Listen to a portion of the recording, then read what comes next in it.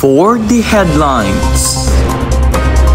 Public schools across the Philippines officially opened on June 16, marking the start of the new academic year. Rising tennis players from Lala National High School took home a silver medal at the Northern Mindanao Regional Athletic Association Games in the duo category. NPA medical officer captured by the CIDG in Surigao del Norte and wanted for multiple crimes including murder and arson.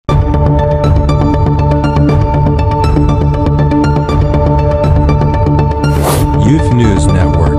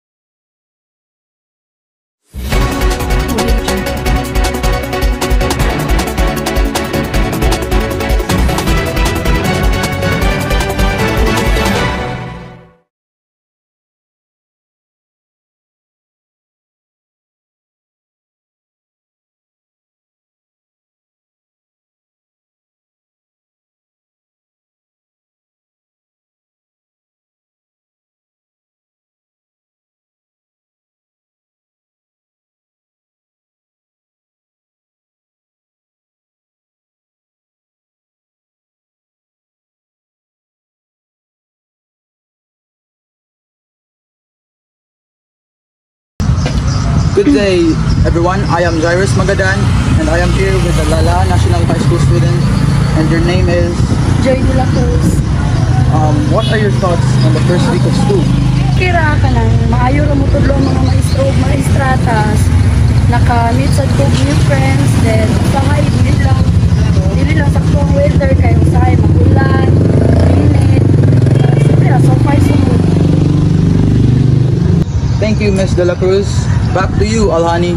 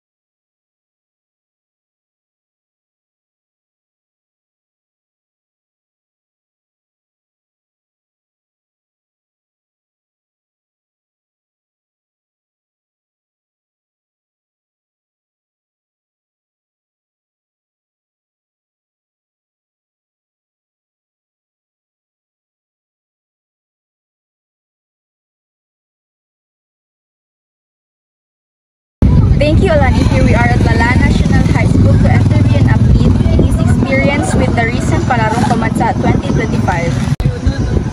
And now, joining us live is one of the stars on this year's Palaro.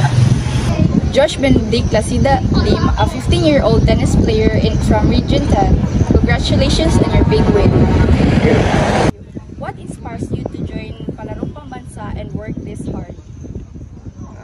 Na-inspire ako sa mga ginikanan kay grabe lagas to sa akong mga gamit sa akong pag-training ora.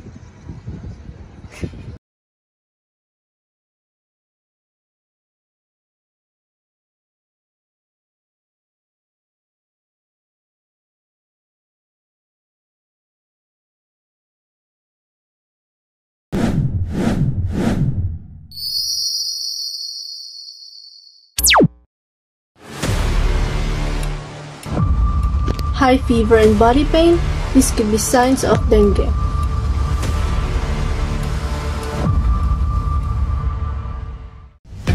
Let's clean our surroundings.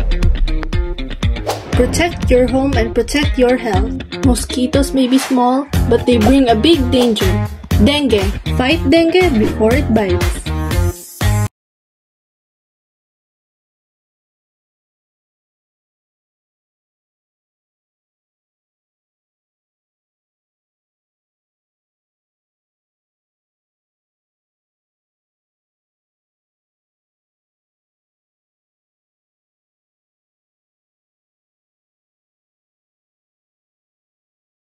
Thank you, Alani. The CIDG confirms the arrest of suspect known as Jane in Barangay Bunyawasan, Malimuno on June 16. She faced charges on murder, attempted murder, arson, and violations of anti-terrorism attack and international humanitarian.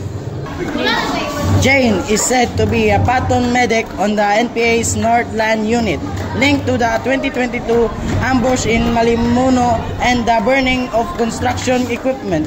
Authorities called her arrest a key step forward justice and a peace in the region.